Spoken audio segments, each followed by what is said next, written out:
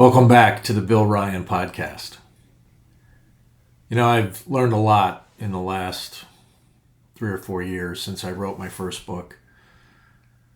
I learned about chasing versus choosing. What did I chase? I chased an audience. I chased followers. When I wrote my first book, Picture Why, it had nothing to do with an audience. It was about me satisfying my need to write a book, to write my first book. That book was part memoir, part teaching, and hopefully part elevating, explaining the things that I did in my business that I think led to my success, but that I felt were applicable to others in their pursuit of greatness or achievement, whatever label you want to use. And then I chased the audience. I wanted to be somebody, be an author, that on social media you do that with followers, right? And so I did what a lot of people did to try to build an audience. And then after about a year of doing that, I told the team around me, you know what? I'm just going to be my authentic self, and if that builds an audience, great. Because I'm not really writing books to build some brand. Not that building a brand is unimportant, and not that I'm unaware of building a brand. I am trying to build a brand, trying to create something that has impact behind it. Since that time, I have written, 7 or 8 more books.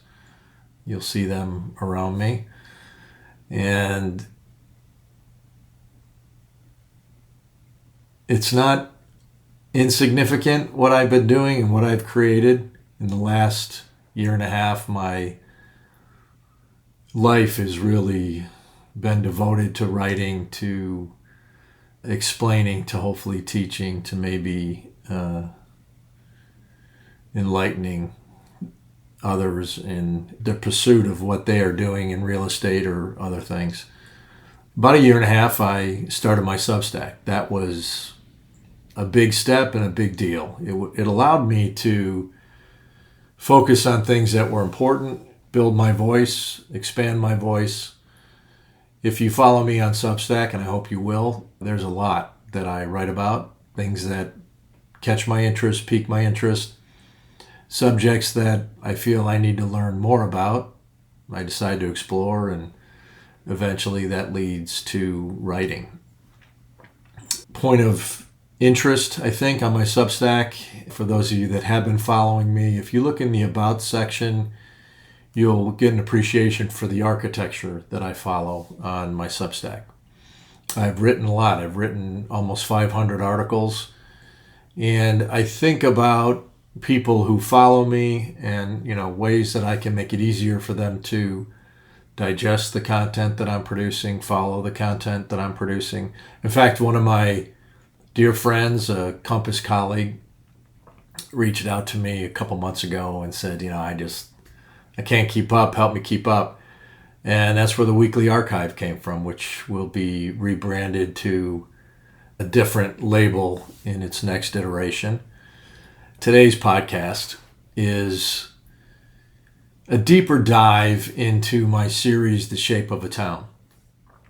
It's an important series for me. It's an expression, if you will, of my lived experience, but also I want to be a voice that changes the way we do things in the real estate industry. I've always been, in the 90s, I was a young Turk. I was younger than most of the people I was competing against. I had a different idea about how things should be done. And fortunately for me and for my family, that led to some significant achievement, some significant growth, which is and was wonderful. The Shape of a Town it's really more than one writer's essay or some academic pursuit. As I said, it's my lived experience. That experience really started in probably 95. I was approached by the Disney company to be a developer builder in their Newtown celebration. It was flattering. We were selected because of our reputation for quality. We were the inaugural winner of the National Housing Quality Award. That was the cornerstone of what we did at Town and Country Homes. That, along with what was done with product design, working with California architects and interior designer Carol Eichen, Town and Country Homes completely changed the face of architecture in Chicago and in production building. So our quality background and this revamping, if you will, of product architecture led to great achievement, both in unit growth and in profitability. More importantly for me, I was having a blast. I mean, it was just, I was in the zone, as they say in sports, but I was loving what I was doing. I was collaborating with some of the best in the industry, which pushed me to be even better. So it drove me. And then one day, again, like I said, we were approached by Disney to participate in Celebration, which was just an incredible experience for me. Disney was one of the best companies in the 90s. I say in the 90s, obviously the world has changed a lot since the late 90s, and leading companies, that list of leading companies has changed quite a bit.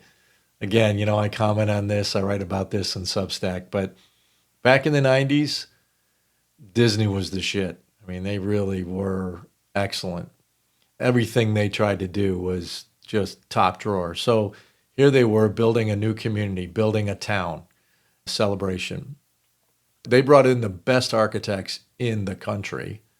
We did a product tour in the South. I was joined by Robert A.M. Stern and just some other big names in the business. It was daunting, it was humbling, but what a great opportunity for me to grow personally and to be challenged in that way. We built some townhomes in Celebration. We built some single family. We built a product called the Charleston Side Row. If you've been to Charleston, it's a fairly unique product type, a really cool way to live and a different way to express architecture to the front of the street.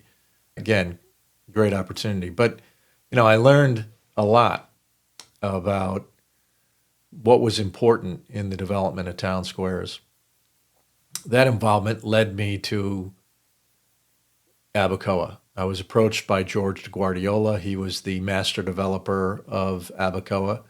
He wanted to do what Disney was doing in Celebration. He wanted to take what was completed in Wellington, Florida, to that next level. And by most accounts, Abacoa is an incredible success. I released an article yesterday entitled Why Abacoa Failed. It caught the attention of some of my friends here. I actually live right across the street from Abacoa. Yes, failure is a strong word. Failed is a word I'm comfortable with. I might use it to be provocative, but I use it because it's accurate. Now, let me be clear. Abacoa is not a failure. The main street, the downtown in Abacoa, is the failure that I'm talking about. Being involved with George, again, like I say at the beginning, at the inception and conception of Abacoa, George had an unbelievable vision for Abacoa. Regrettably, because in the late 90s, the real estate industry was kind of getting crunched a little bit. Financing projects, particularly commercial projects, was more difficult. So frankly, George had to cut some corners. George had to agree to some partnerships to bring some capital in, and his grand vision was not fully realized. So that's some background, that's some lived experience for me in how I got to where I am in my thinking. But what really created the shape of a town is a pursuit that I have been following for a while now in my career, but more importantly in my writing. I've written about it in several series, but the current series is me maybe revealing what I've learned in my pursuit. So let me set the stage a little bit. My wife Stacy and I, we love traveling to Europe. We've been lucky to do it. My mom grew up in Ireland, so I started going to Ireland at a young age. I saw things that made an impression on me that definitely impacts the way I look at towns. So I've been involved in Celebration. I've been involved in Abacoa. I moved to Florida to be the VP of Palm Beach County for a local builder. And so I was involved in Alton. It was interesting. I did an interview with a local TV station that was doing a feature on Alton. And as I was preparing, I realized just the convergence of experiences that I had in my life. Being involved in Celebration, which was a TND, traditional neighborhood development, walkable community, then being involved in Abacoa, I understood it. I knew the objectives. I understood the architecture of TNDs. I built a small TND in Chicago in Vernon Hills. From that experience, it really influenced the architectural development of product in our Vernon Hills project. And then Alton. Now, growing up and living in Chicago, Kimball Hill Homes, David Hill was the developer of a community called the Glen. I don't know if he was the master developer, but he was the builder there. And I was good friends with David. David passed in '08, unfortunately. I loved what he did in the Glen. I thought it was again, as a builder, I thought it was a cool community. But from a commercial real estate perspective, it received a lot of criticism. I understood why. And growing up in Chicago, and one of the reasons we convinced Disney to select us as a builder was I grew up in a town called Hinsdale, which was the classic Main Street.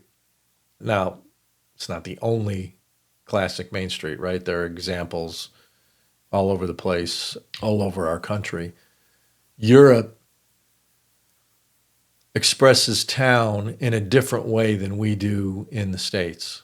And again, there's so many iterations here. New York City is an incredibly dense city, but has powerful and beautiful neighborhoods that express the principles of town design extremely well. But anyway, so through my writing and through my traveling, I'm trying to always understand what's the key, what's the nugget that makes one town successful and another not successful. And again, let's look at the word successful. My book, The Fulfillment Curve, talks about achievement and success and kind of parses those words in an interesting way. So when I say success, I'm not denigrating any town.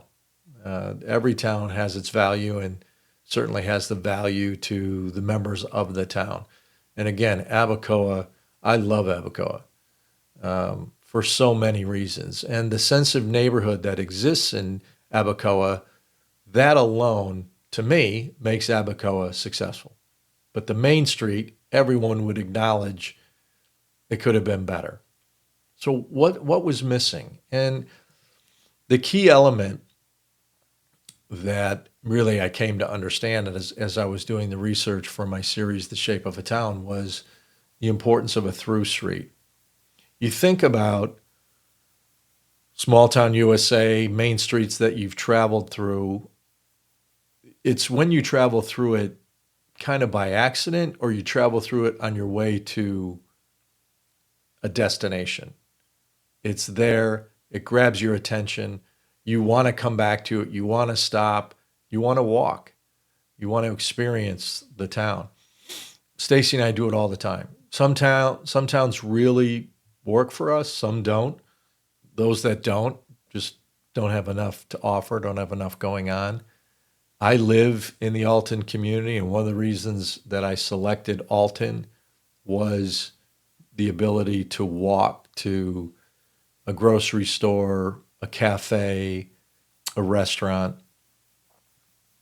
So great, it accomplishes those things, it checks those boxes. It doesn't have the personality I was hoping for, but in northern Palm Beach County, there weren't a lot of choices. Abacoa was certainly one of them, but I was building Alton at the time, so it was the perfect opportunity for me. Anyway, back to Shape of a Town and the importance of the downtown, and really that nugget that defines a successful downtown, the thing that we're missing.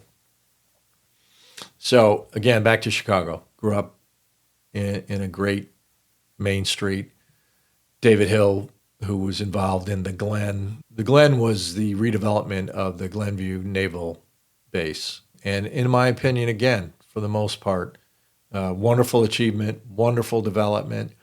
The downtown area, which was internal off the main street, off of Willow Road, by a lot of accounts, people in the commercial real estate business, it was not a success. In their opinion, it should have been on Willow Road.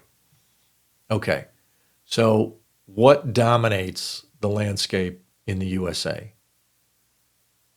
Strip malls, strip centers, lifestyle centers. The lifestyle center, as Alton is a lifestyle center, there are definitely some better than others. I think Alton does a lot of things very well.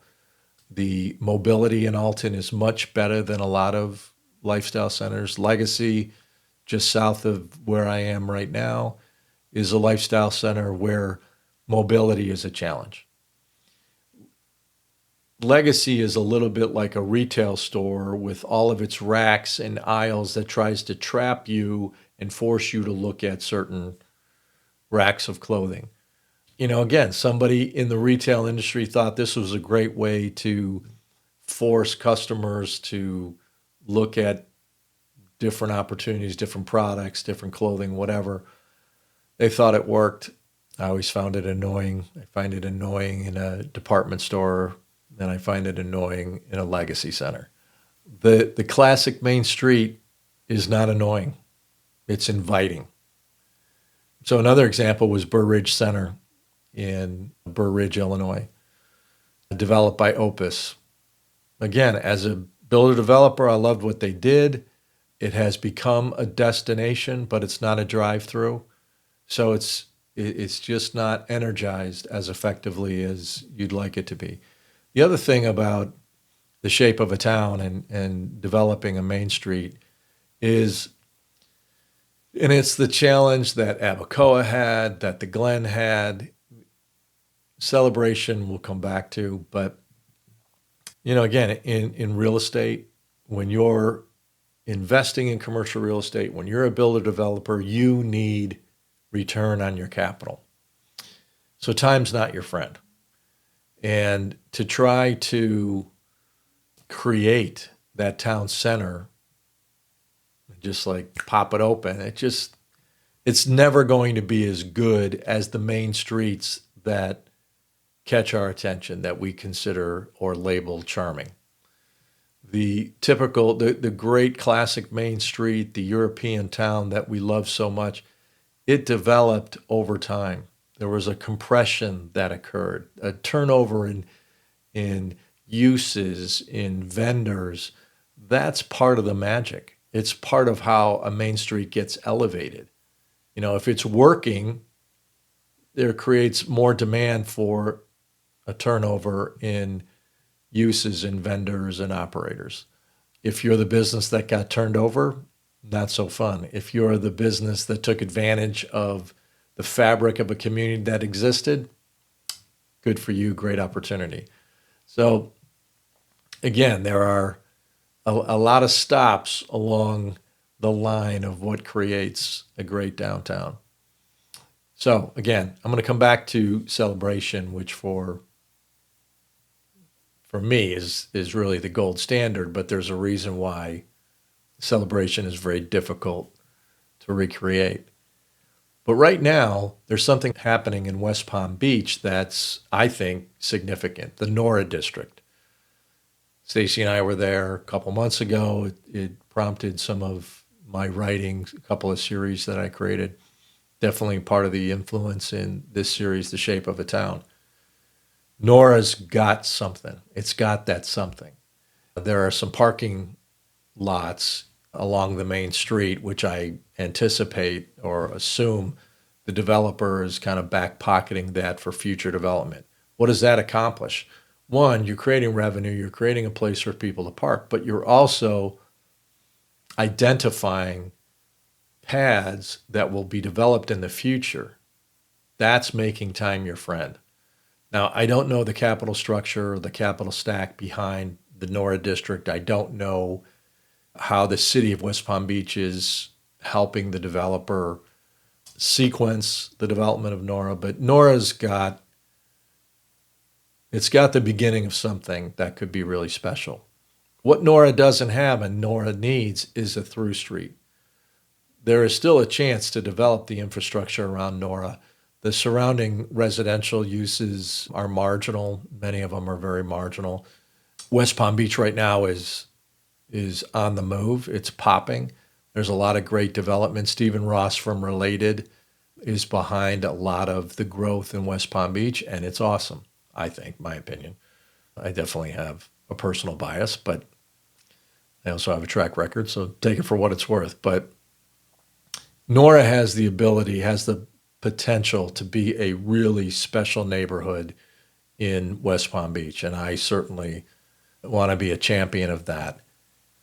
The key for NORA, in my opinion, is to take that main street and make it a through street. Now, to the north, NORA can connect to Palm Beach Lakes, but it will only be able to do that with the partnership of the city. The city's going to have to condemn some property to make that connection as effective as it could be. And then to the south, the main street kind of dead ends into some buildings, but there's an opportunity to bend that main street south in a way that'll connect to other parts of the city, and it will create a connection, and it'll create this pathway for a real town to develop. Again, it's the connection of relationships that make the main street or the downtown or a town come alive. You know, programming is great, vendors are important, but when the public can interact with that space organically, spontaneously, that's what creates the greatest opportunity and the greatest catalyst for the success of a town. Again, NORA is a district within a major and developing city of West Palm Beach. The residential component contiguous to NORA is unacceptable in my opinion today, but I know it's going to develop. I would like to see density expand as you move away from that main street. Whether that will happen or not, we will have to see. That's going to take some planning and some vision. Again, there's some vision behind what NORA is today. It didn't just happen. Whoever's involved in it really knows what they're doing, but do they have the secret sauce? I don't know. I hope they do, and time will tell. Again, time is the key. So let's talk about celebration. Again, just an incredible opportunity for me to be part of such a grand vision, but to also be a collaborator with Disney. Disney, I was so lucky because I was invited into the world of Disney. I was invited behind the curtains. I got to see how things operated. I participated in some training that Disney provided. Back then, what Disney did to elevate the client experience was again, to me, cutting edge. It was influential. It created my aspirations as the leader of my family's home building business. It set the benchmark for what I thought success really was.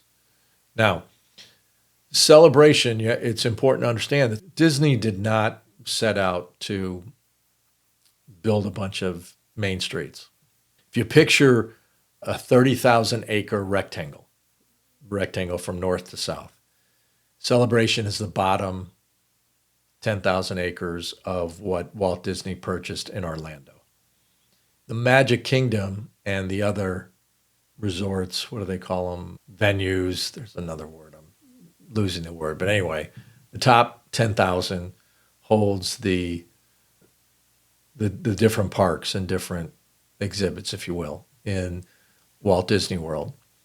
The Magic Kingdom is 198 acres of that 10,000 acres, just to give you a sense of scale. So Celebration was the bottom 10,000 acres, but 5,000 acres were undevelopable because of marsh and wetlands.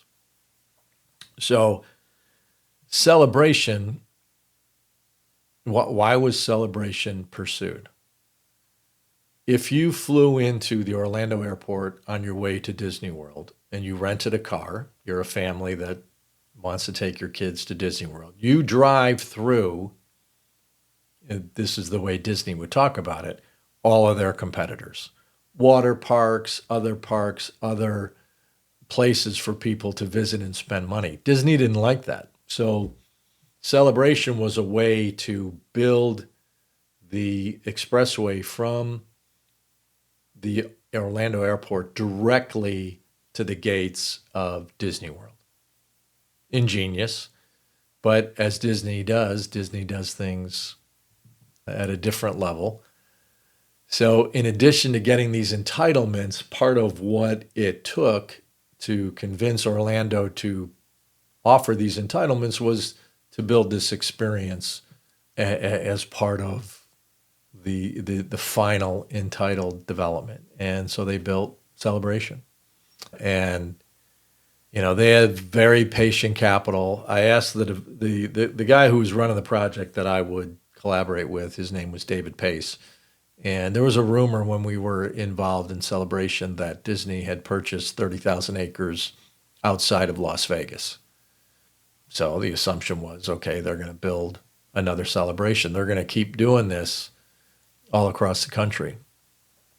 So I asked David. David looked at me, he laughed.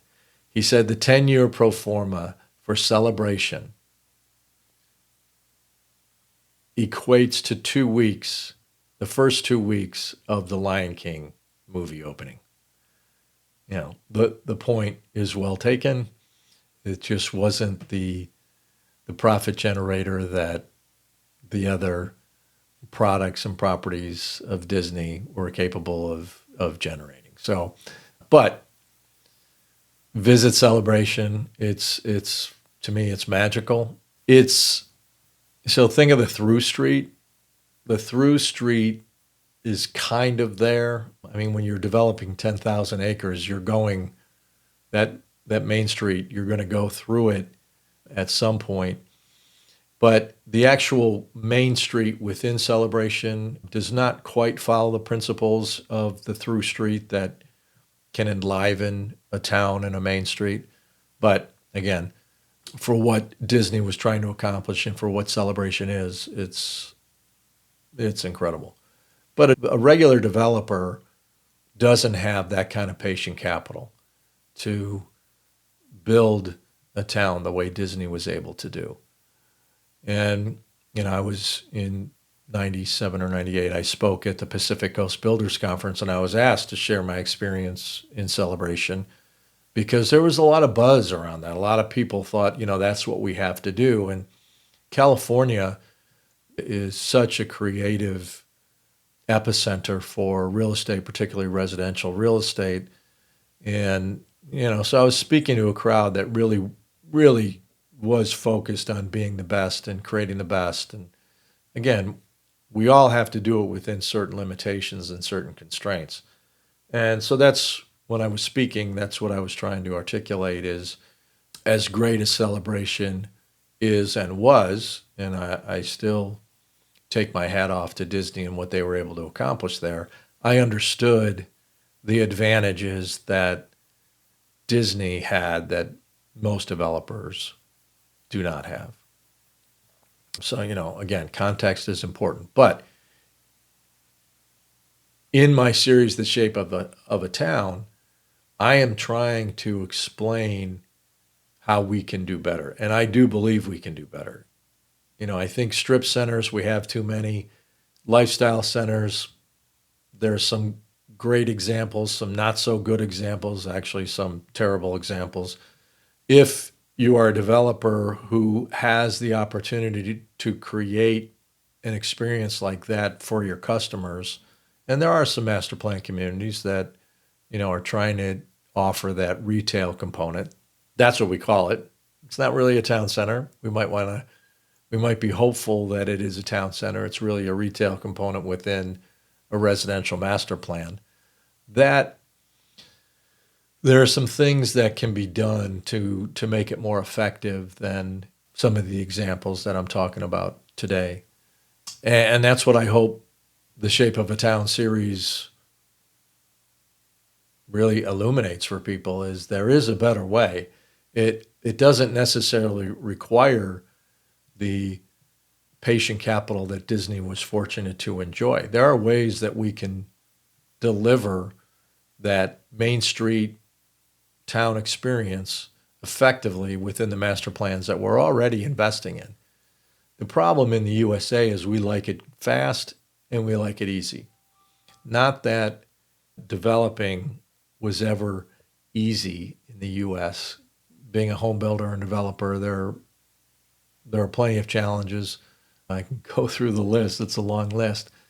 But if you have the good fortune of making an investment in a sizable enough piece of property that the retail component is part of your master plan, there are ways that we can do it better.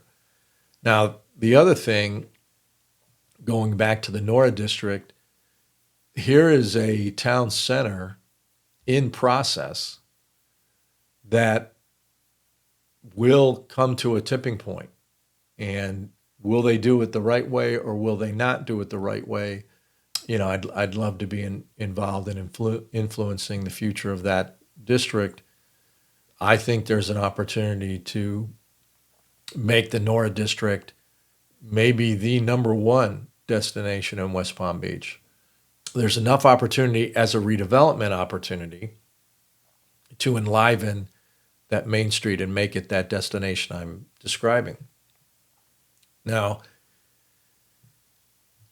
where's the vision going to come from? Part of the problem in the States is the way that we zone and entitle property. It's narrow. It has a narrow focus. You are only trying to get entitlements on your particular piece of property. So what NORA needs, and again, I talk about this in The Shape of a Town, is you need to have some governing force behind the master plan that can carry the vision to the finish line. That's going to be the city of West Palm Beach and whoever that master developer is. You can create a planning district. You can create a district overlay that talks about how the future development of that area happens. Now, hopefully, the city of West Palm Beach has that, or there's a way to create it, to create the fabric that, again, can elevate the experience in the NORA District. And if you look at the old European cities and towns, let's go back to that, they were functional when they were created. I mean, who knows, 1400s, 1500s, the 1600s. They were agricultural communities that needed a functioning center. And that's how a lot of these charming European villages developed. And, we, in the U.S., we develop everything we can. If you go to some of these charming European towns, they still have the farms. As you move away from that town center, the density starts to reduce until you get to farmland. We just didn't develop that way in the U.S., but we can redevelop and create something better than we have created in the past. Again, it's not a criticism of what anyone's developed. I think what was done at the Glen pushed us as a development community to be better. I think what Opus did in Burr Ridge Center was wonderful. It was limited, and it's kind of stuck in what it was when it was created, but it's still a great example. Abacoa, if you hang out with me here in Florida, my friends will know I still think Abacoa can be better. The through street element is still a challenge, but I believe the town center in Abacoa can be activated at a higher level and really deliver the vision and promise that I first experienced when I met George DeGuardiola in '96. So anyway, I'll wrap this podcast episode, a different format. Let's go back to architecture again on my Substack, which is where, if you want to follow the things that I'm producing, that's where it all starts, is on my Substack. A lot of my series I ended up converting into books. You can, again, go to my About section in my Substack and you'll see the architecture of the articles that I am creating on my Substack.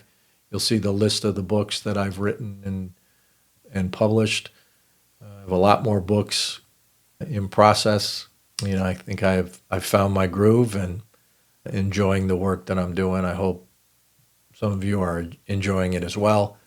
And this long-form podcast hopefully will become a format that I will follow in the future. For now, thank you for joining me on today's podcast. I'm Bill Ryan.